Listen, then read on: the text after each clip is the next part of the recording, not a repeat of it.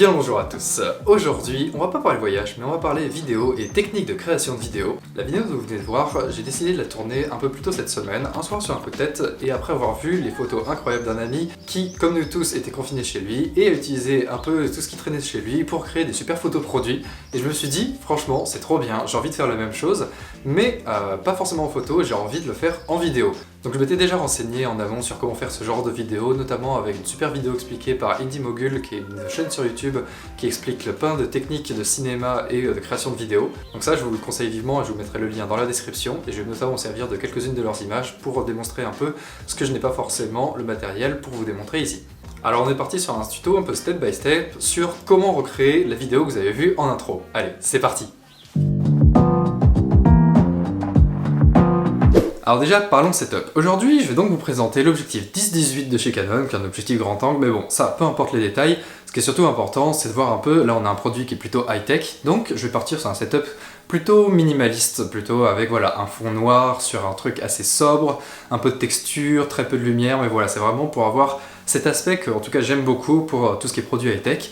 Et donc, on va essayer de recréer ça aujourd'hui. Donc la première étape, c'est déjà, vous avez votre produit, il va falloir un support. Donc ça peut être une table, un bureau, un peu n'importe quelle surface, juste déjà quelque chose pour mettre un peu en hauteur, parce que ça va être beaucoup plus pratique pour travailler plutôt que d'être à ras du sol. Et comme je vous l'ai dit, on va bosser avec les moyens du bord, c'est parti. Donc déjà, pour mettre mon produit, une bonne chaise, c'est un peu ce que j'ai sous la main, ça peut être un tabouret, une table, ce que vous voulez, mais j'aime pas trop la texture auquel ce siège, je trouve que ça fait noir sur noir, c'est un peu trop, donc je vais chercher un support avec une texture qui peut être intéressante. Généralement, ce que vous pouvez voir, c'est surfaces soit vitrées, ou alors pour voir des reflets qui sont intéressants, mais j'ai été avec un autre type de support. On va donc aller avec la boîte de mon stabilisateur, mais comme ça fait une texture un peu sympathique et un peu gris, ça cassait un peu tout le noir de la vidéo. Donc, voilà, on a notre support. Alors vous pouvez vous dire à ce moment-là, mais c'est tout petit, on va forcément voir dans le champ, la chaise, le truc, il n'y a rien qui va. C'est pas grave, parce que ça, on va voir notamment comment corriger avec le choix d'optique. Mais en tout cas, ça devrait le faire. Ah, et aussi, pour que vous puissiez voir un peu mieux de quoi je parle, je vais filmer au fur et à mesure les concepts que je vais énumérer dans cette vidéo, comme ça sera plus simple pour vous de comprendre. Donc voilà, là on a notre objectif, sur notre surface, on voit que voilà, la texture est un peu plus intéressante, mais le problème pour l'instant, c'est déjà, il y a ce fond bleu que j'aime pas du tout, donc ça on va devoir le changer. On voit aussi le côté de la chaise, on voit les bords du support, enfin il n'y a rien qui va pour l'instant, mais vous allez voir que c'est pas trop grave par la suite. Hop. On va faire simple. Donc pour le fond, j'ai envie d'avoir un fond noir. À ce moment-là, vous pouvez utiliser un tissu, un panneau, un peu ce que vous avez sous la main.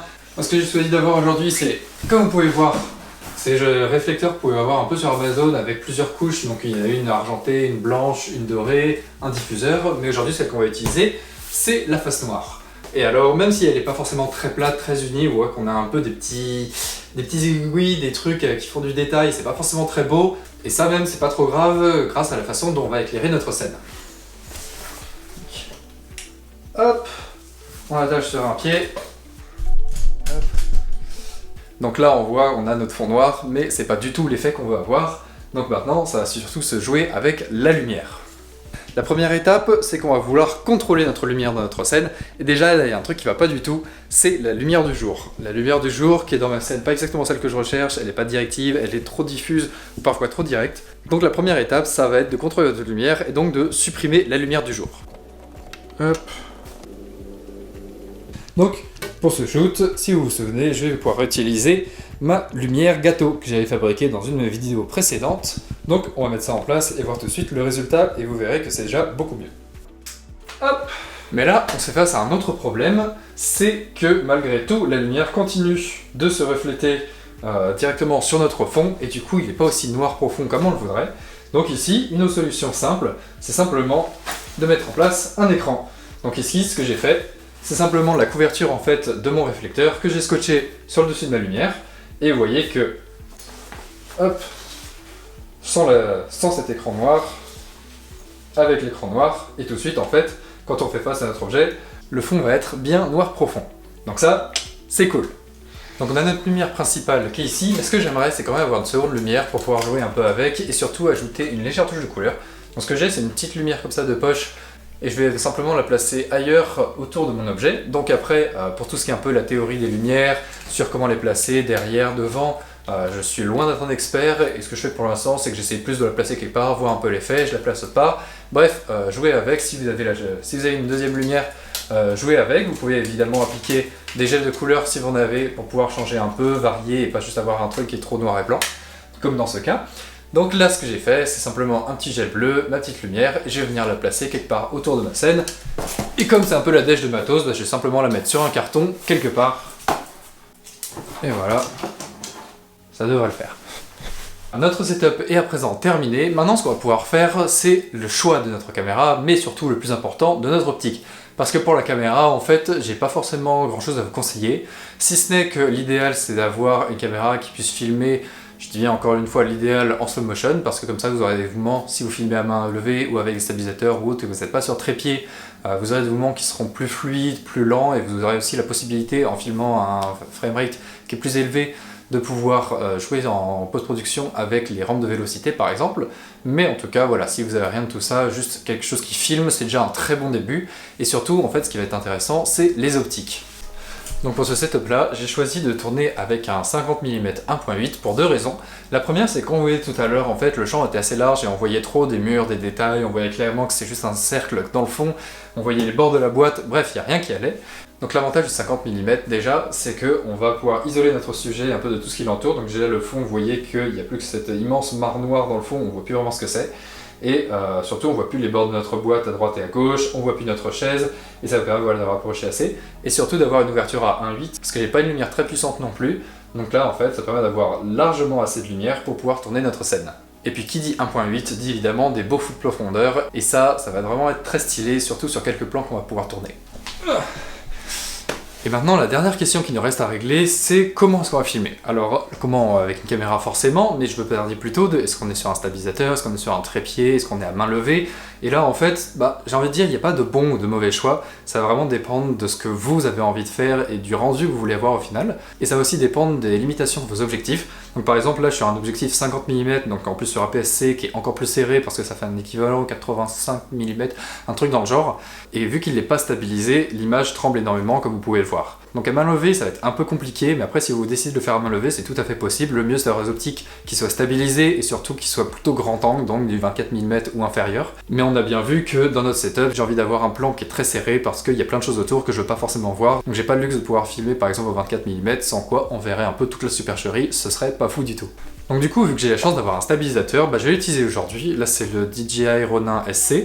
Donc on va monter la caméra dessus et on va pouvoir filmer et surtout avoir des images qui sont beaucoup plus fluides, qui ne tremblent pas. Bref, ça va être comme ça.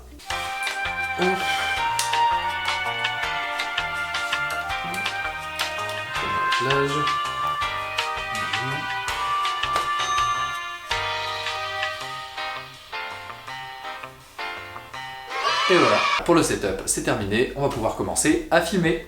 Bon maintenant sur le comment tourner, ça va être clairement la partie la plus intéressante, mais aussi celle avec le moins d'explications, parce que c'est vraiment, ça dépend de vous. Vous avez plusieurs types de plans un peu classiques, vous pouvez faire des rack focus, donc c'est modifier en fait la plage focale de votre focus pour avoir des petits effets sympathiques. Et surtout n'hésitez pas aussi à changer la disposition de votre objet. Par exemple, j'ai peut-être envie d'avoir la lumière qui se réfléchit dans le verre, donc voilà, je vais changer un peu de disposition, continuer à avoir différents plans, vraiment varier un peu et montrer le produit sous tous ses angles et toutes ses facettes. Et puis aussi ce que vous pouvez faire, notamment si vous avez un trépied, c'est pouvoir utiliser votre lumière mobile et simplement venir la balayer d'un endroit ou un autre, la faire apparaître, disparaître. Vous pouvez aussi, par exemple, quand éteindre votre lumière principale et simplement venir faire des petits effets de lumière pour avoir ainsi en fait une lumière qui se déplace sur les détails. Donc ce qu'il faut retenir en tout cas, c'est varier les plans, en ayez le plus possible. Si vous n'êtes pas sûr d'avoir réussi un plan, recommencez le 2, 3, 4 fois. Des fois ça peut vraiment tout changer. Par exemple, vous aviez un micro-mouvement à un moment que vous n'avez pas forcément remarqué. En post-production, vous serez content d'avoir refait ça plusieurs fois pour avoir vraiment le plan idéal. Donc une fois que vous avez tous vos plans enregistrés sous tous les angles, sous toutes les manières de filmer, que vous êtes bien amusé, et bien ça va être le moment de passer en post-production et à partir de là vous verrez que ça va être assez rapide, plutôt simple et vraiment sympa parce que vous pourrez enfin voir le résultat de tous vos efforts et ça va vraiment être sympa. Allez, on se retrouve tout de suite en post-production. Alors, nous voici donc dans notre logiciel de montage et voici un peu comment ça va se passer. Donc déjà, il va falloir importer tous nos éléments de notre projet. Donc c'est ce que j'ai fait avant. Là, on a tous nos clips différents après qui sont tous dans mon répertoire. Et généralement, ce que je fais en fait dans mon workflow, c'est que je regarde à clip par clip. Donc je balaye un peu comme ça, je vois ce que j'ai fait. Et si par exemple, il y a une séquence qui me plaît, Donc là je vois qu'à ce moment-là ici j'ai un mouvement qui est fluide, qui n'a pas d'à-coup, qui est bien comme je veux. Donc simplement je vais faire une sélection et je vais l'importer dans ma timeline. Je vais rajouter un peu de stabilisation s'il y a besoin. Ça ajoutera cette petite touche qui soit vraiment très fluide, très smooth, que j'aime bien avec un minimum de stabilisation. Mais même avec un stabilisateur, des fois, ça peut donner cette petite touche en plus, c'est toujours sympathique. Donc je vais me retrouver en fait avec une séquence de plans comme ça dans ma timeline, mais pas forcément ordonnée. Et après, je vais devoir par exemple les recouper un petit peu pour éviter vraiment d'aller, si je voyais là, si je vais un peu trop loin, si je continue, et à la fin, hop, j'ai un petit à-coup, vous voyez, juste là. Et en fait, ça, c'est des éléments qu'on ne veut pas garder, donc ça, hop, on va simplement réduire pour ne pas les garder au montage. Donc une fois qu'on a toutes nos séquences de notre timeline, ce qu'il faut faire, c'est la musique. Alors le choix de la musique, généralement, c'est une étape qui paraît assez simple, mais qui va prendre quand même pas mal de temps. Dans mon cas, ce que j'avais fait, c'est que j'avais déjà choisi la musique avant même d'avoir fait tout ce projet, et c'est d'ailleurs en écoutant cette musique que ça a donné cette idée. Et ça peut être une bonne méthode, parce que sinon, en fait, quand on a une idée en tête et qu'on veut chercher la musique qui colle parfaitement, ça peut prendre beaucoup de temps. Donc moi, ma recommandation, c'est plutôt trouver des musiques qui vous inspirent, qui sont sympathiques, et après, ça donne des idées pour des projets, pour autre chose, et ce sera beaucoup plus facile dans ce sens-là de faire coller ce que vous avez à une musique plutôt que de chercher la musique qui va vraiment coller à votre idée. Mais le problème, c'est quand on a une musique, ça peut être un peu trop long. Donc ici, la petite astuce, par exemple, j'ai déjà fait ça dans un autre projet, c'est qu'ici, on avait une musique qui était relativement longue. Vous voyez qu'en fait, dans la piste, ça va même beaucoup plus loin. C'est une musique, je crois, de 2-3 minutes normalement. Et en fait, j'ai gardé uniquement l'intro. Donc là, ça joue. Et en fait, on arrive à la fin. Et le principe, en fait, c'est de faire coller la fin de la musique. Donc, vous voyez, en fait, ce petit bout-là, ici, qui dépasse un peu, c'est simplement le bout de la piste, normalement, hop, laissez-moi vous montrer, qui est là. Vous voyez, ce petit bout ici qui dépasse. Et en fait, ce que j'ai fait, c'est que j'ai simplement coupé et rajouté à la fin. Et ensuite, ça va être simplement d'essayer de jouer. Alors, vous pouvez vous aider du spectre audio pour essayer de faire coller au maximum. Mais le mieux, voilà, c'est vraiment d'essayer de remettre à la demi-seconde près, de voir exactement comment ça colle, est-ce que ça va aller ou pas, et d'arriver en fait comme ça à recoller par exemple l'introduction d'une musique avec la fin, et ainsi pouvoir la recouper vraiment à la longueur qu'il vous faut. Et ici on se retrouve donc avec une séquence, au lieu de faire plusieurs minutes, qui fait simplement, vous voyez, 19 secondes. Alors, voici notre projet terminé. Il y a deux choses que je voudrais vous montrer. La première, je vous parlais en fait de pouvoir tourner en slow motion et de pouvoir faire des ralentis, et c'est exactement ce que j'ai fait. Donc pour ce projet-là, j'ai donc filmé en 50 images par seconde, et après je l'ai ralenti à 25 images par seconde. L'avantage, c'est que même si j'étais au stabilisateur et que normalement j'ai des mouvements qui sont déjà très doux, très beaux, il peut arriver qu'avec un 50 mm non stabilisé, malgré un super stabilisateur, on a quand même quelques petits à-coups, quelques petits mouvements, et donc ça, c'est vraiment pour terminer d'avoir les mouvements les plus doux possibles, d'avoir donc une vitesse à 50%, donc voilà, c'est le petit tips. Et on peut voir aussi que par exemple sur la séquence du début, j'ai fait ce qu'on appelle une rampe de vélocité. Donc j'ai commencé à 50% ici, ensuite je suis allé à 400% et ensuite à 50%. Et en fait ce que ça a fait, c'est que je voulais par rapport à la musique que ça colle, par exemple ça commence et ça fait donc vraiment ce petit qui arrive et qui, je sais pas, ça fait un petit effet, c'est sympathique. Et donc ça, pour arriver à faire ça, il a donc fallu utiliser une rampe de vélocité pour avoir, normalement, c'était assez linéaire. Et d'un seul coup, on a donc ce petit accéléré. C'est sympathique, c'est un effet que j'aime bien. Et voilà, ça collait à la musique en tout cas. Et je vois que j'ai aussi fait ça à la fin, pareil pour la sortie. Donc on est sur notre plan et très rapidement, en fait, j'ai donc remis à plus de 800% la vitesse du plan pour vraiment sortir rapidement. Et la deuxième chose aussi, c'est l'importance de cutter au niveau des bits de la musique. Donc ici, en fait, c'est en plus très simple sur ce genre de musique avec la grosse caisse qui marque vraiment les temps et donc on peut voir que ça clip légèrement, donc c'est cette petite bosse en rouge à chaque fois. Donc essayez au maximum de couper en fait sur les temps de votre musique. Alors ça c'est une règle générale, après c'est pas obligé de le suivre à la lettre, de vraiment couper tous les temps réguliers. Mais voilà, essayez de jouer avec, de voir un peu, après ça dépend uniquement de vous. Donc voilà, c'est le petit tips. Après pareil sur les sorties, les entrées, faites bien attention à ça. Faites coller vos images à votre musique et pas l'inverse. Et après, simplement, voilà, sur chaque plan, on peut regarder un peu la colorimétrie avec quelques spectres, voir que c'est bien dans les couleurs qu'on veut, dans la luminance qu'on veut, etc. Mais voilà, c'est pas le sujet d'aujourd'hui. Une fois que vous avez terminé, vous avez dans votre séquence qui est colorisée, qui est bien avec la musique comme vous voulez, avec les bons cuts, tout parfait. Et bien, il ne reste plus qu'à l'exporter, la partager sur vos réseaux ou simplement la garder pour vous, la montrer à vos amis, vos parents, etc. Bref, vous en faites ce que vous voulez, mais l'important c'est que vous avez fait un travail et un projet dont vous êtes fier, et ça, c'est le plus important. Et voilà, c'est tout pour ce tutoriel, j'espère que ça vous a plu. Alors si vous aussi vous essayez cet exercice, eh bien je serais vraiment curieux de voir ce que ça a donné. Donc n'hésitez pas à me taguer dans les commentaires avec un lien vers votre vidéo ou simplement me l'envoyer en privé. Donc voilà, c'est tout pour moi. À présent, il ne me reste plus qu'à vous souhaiter une excellente journée et à vous dire à la prochaine.